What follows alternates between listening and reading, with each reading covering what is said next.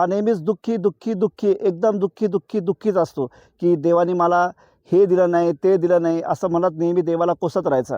तर एक दिवस काय झालं की परमात्मा श्रीकृष्ण हे बबनरावांच्या समोर आले आणि बबनराव म्हणाला त्यांना की हे देवा, सगळ्या जगाचं दुःख तू मलाच का दिलं, मीच का नेहमी दुःखी आहे. तर परमात्मा श्रीकृष्ण त्याला एक कथा सांगतात. ती कथा अशी की श्रीकृष्ण म्हणे की एकदा झालं काय की हंसाला मी तर एकदम पांढरा शुभ्र रंग दिला, ठीक आहे, परंतु मग मी हंसाला जाऊन विचारलं की हे हंसा तू आनंदी आहेस का.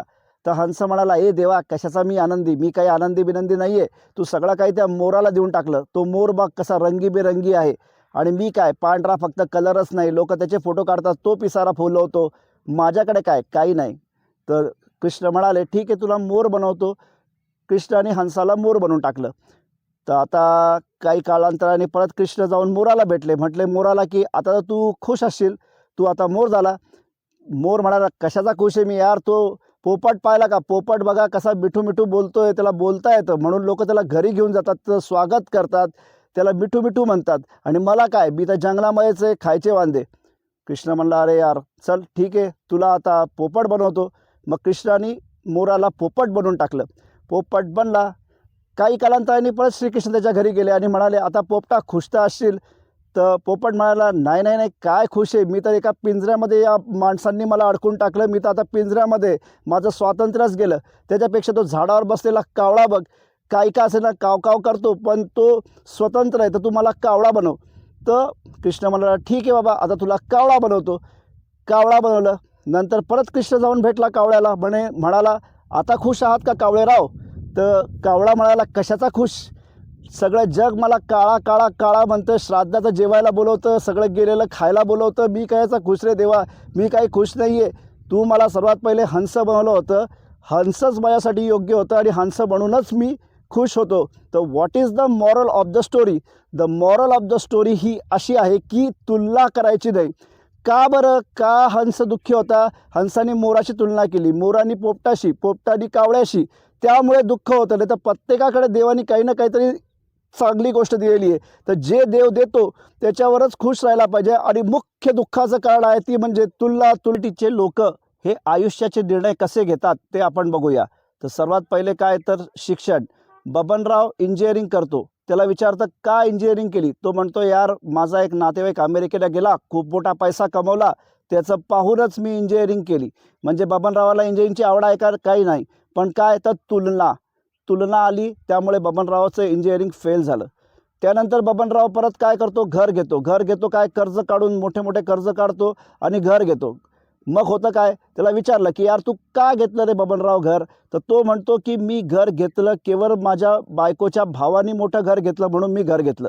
म्हणजे काय तर तुलना, राईट. त्यानंतर बबनरावला विचारलं यार तू बबनराव कार का घेतोय. तर तो म्हणतो यार माझ्या भावानी कार घेतली एवढी मोठी, त्याच्याकडे कार आहे, त्यामुळे मला सुद्धा कार घ्यावीच लागेल आणि म्हणूनच मी बँकेचं कर्ज घेतलं आणि मी कार घेतली. म्हणजे काय तुलना. बबनरावांनी स्वतःचा खिशा कधीच पाहत नाही, फक्त तुलना पाहता, आणि तुलनेचं रूपांतरण हे शेवटी केवळ दुःखात दुःखात दुःखात होतं. आणि बबनरावाचं आयुष्य हे म्युच्युअल फंड घ्यायचा असतो, सर्वात पहिले ते एका एजंटला बोलवतात. एजंट काय करतो, एजंट त्यांना दाखवतो कंपॅरिझन, तुलना. तो काय म्हणतो की बघा हा म्युच्युअल फंड आहे, या म्युच्युअल फंडनी 20% रिटर्न दिलेली आहे, जबरदस्त आहे, तुम्ही घेऊन टाका. बबनराव आतमध्ये काहीच पाहत नाही. त्या म्युच्युअल फंडमध्ये समजा सध्या सोलार शेअर जे खूप चालतात ते असतात, त्याच्यामध्ये IT शेअर जे सध्या चालत नाहीत ते नसतात. त्यामुळे होतं काय की जेव्हा कधी रिव्हर्स ट्रेंड आला, बबनरावचा म्युच्युअल फंड चालतच नाही. आणि मग होतं काय तर दुसरा म्युच्युअल फंड चालून जातो. तर बबनराव नंतर म्हणतो काय की बबनराव म्हणतो म्युच्युअल फंड इंडस्ट्री खराब आहे, म्युच्युअल फंड एजंट खराब आहे, सगळे पागल आहे. तर ॲक्च्युली पागल काही नाही आहे, फक्त तुलना करणं हा पागलपणा आहे. तसेच हे बबनराव मेंटॅलिटीचे लोक जे असतात हे डायरेक्ट स्टॉक मार्केटमध्ये जेव्हा शेअर घेतात तेव्हा घेतात कसे, तर हे शेअर विकत घेतात. समजा यांनी आज घेतला HDFC बँक नावाचा शेअर विकत, हे लगेच त्याची कंपॅरिझन करतात निफ्टी 50शी, सुरू निफ्टी 50. आता निफ्टी 50 हा 50 शेअरचा इंडेक्स आहे, ठीक आहे. एक शेअर जरी वर गेला, एक शेअर खाली आला तरी तो वाढत राहतो. HDFC बँक ही फक्त एकमेव शेअर आहे, पण हे काय करतात तुलना. कशाची तुलना कुठेही करता आणि नंतर मग काय होतं बाबा निफ्टीवरती गेली HDFC बँक चालली नाही की हे म्हणतात सगळं जग पागल आहे, मार्केट पागल आहे, ब्रोकर पागल आहे, चिट करत राहतात आणि मग तो शेअर विकून टाकतात आणि नंतर मग होतं काय निफ्टी खाली येते HDFC बँक डायरेक्ट डबल होऊन जाते आणि बबनरावाचं होतं काय तर दुःख दुःख दुःख आणि दुःखाचं मेन रिझन काय तर तुलना बबनराव तुलना बंद कर, तुझं जीवन सुधारेल. आता तुलना थांबवावी कशी याचं सोल्युशन काय तर एक दिवस नो कंपॅरिझन डे, बिलकुल तुलना करायची नाही.